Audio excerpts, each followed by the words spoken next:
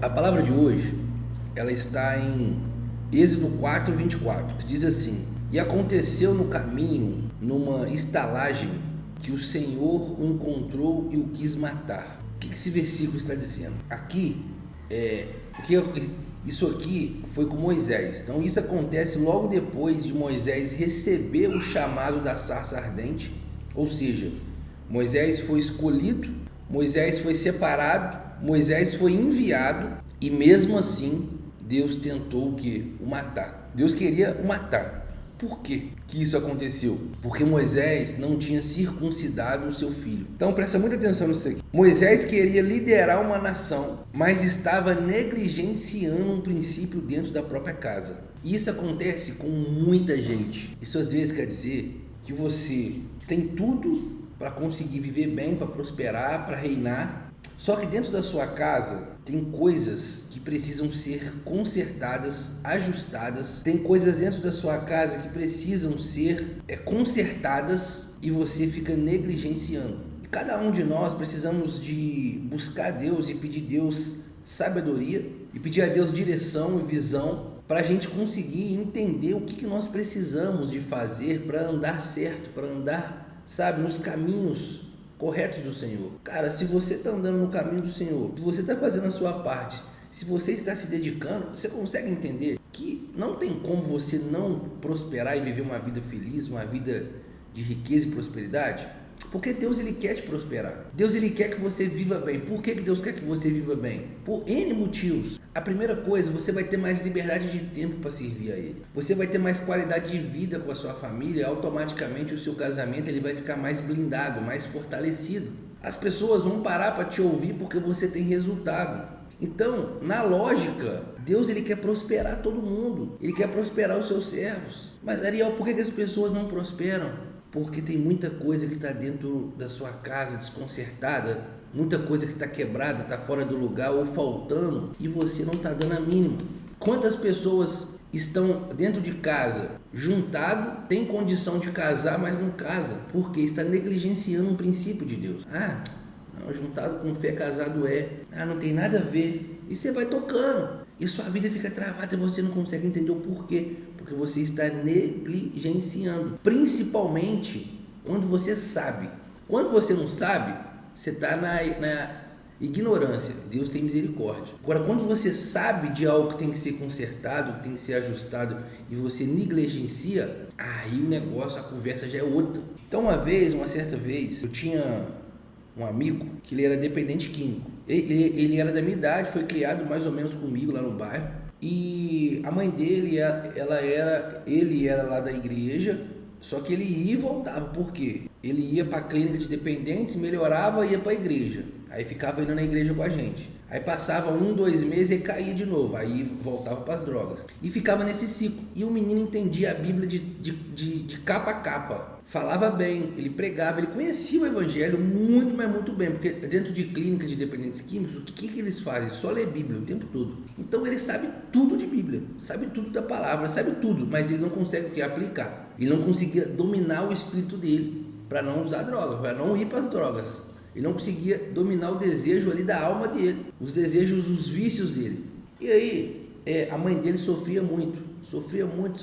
Ela ia pra gente na igreja, a gente ia na casa dela, a gente orava com ela e ela orava e tal. E Deus me revelou. Eu comecei a orar a Deus, perguntar a Deus, por que essa mulher tá sofrendo tanto? Por que esse menino não dá certo? Por que esse rapaz não consegue? Eu comecei a questionar a Deus o que estava acontecendo. Porque geralmente quando isso está acontecendo, um exemplo, você ora, aí o menino vai, aí o seu filho, ele vai lá para a clínica, melhora. Passa 2 meses, ele pega tudo dentro de casa, leva tudo, vende e vai para as drogas de novo. Ou seja, ele roubava tudo dentro de casa, ele gerava desgosto para a mãe, desgosto para o padrasto, ele gerava desgosto para os irmãos, roubava notebook, celular dos irmãos. Era uma verdadeira desgraça dentro de casa. Eu comecei a orar a Deus e pedir, Deus me mostra o que está acontecendo. E Deus me mostrou. A fulana, ela não é casada. Eu falei, eu tô num susto. Aí eu comecei a pesquisar para ver. Eu comecei a dar uma sondada, mas Deus tinha me revelado que o erro estava dentro de casa.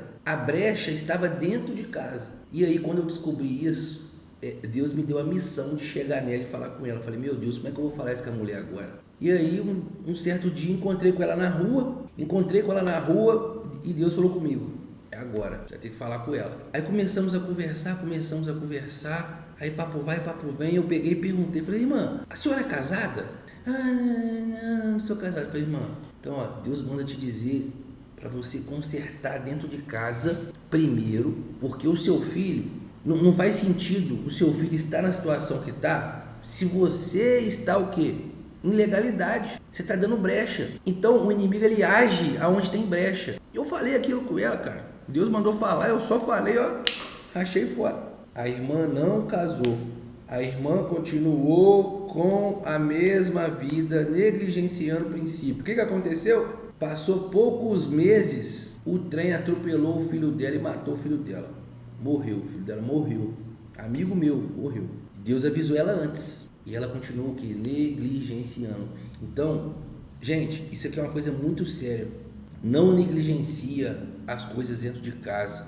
Você está brigado com seu pai, com a sua mãe, com a sua esposa, com o seu filho, vai lá, pede perdão, arruma, conserta-te.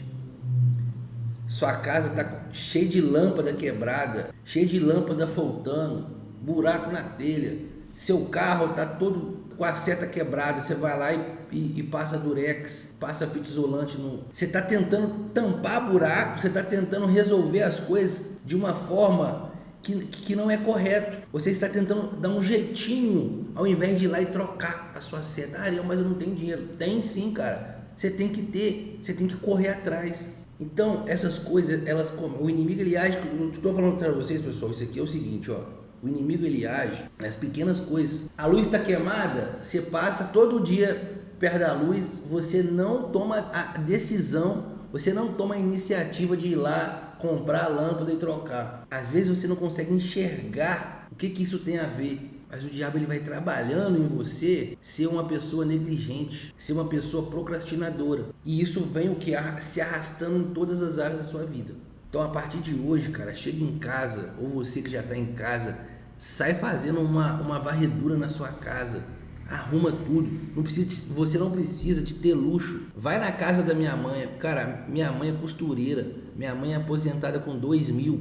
Vai na casa da minha mãe e vê se você encontra alguma coisa fora do lugar, quebrada ou faltando. Se você encontra uma luz queimada, se você encontra um buraco na parede, no guarda-roupa, cara, se está estragado, conserta. Você precisa ter esse hábito de arrumar as coisas. Vai lá em casa agora é 8h55, as camas estão arrumadas, a cozinha está limpa, está tudo em ordem, porque onde o Espírito de Deus habita, tem ordem. Então o inimigo ele vai usando dessas artimanhas, desses pequenos detalhes para minar o seu emocional, a sua mente, o seu futuro, os seus sonhos, a sua esperança, e você não consegue entender o que está acontecendo, porque a sua vida fica travada. Então a partir de hoje, conserta tudo, cara. Pede perdão, troca as lâmpadas, arruma a seta do seu carro. Cara, começa a se organizar primeiro o pouco que você tem para Deus te entregar o muito. Amém? Mas que essa palavra possa entrar igual espada dentro de você e que a partir de hoje você possa andar em ordem com tudo. E aí Deus vai começar a ver que você está fechando as brechas, e aí você vai começar a ver o seu carro pegando velocidade e indo embora. Amém?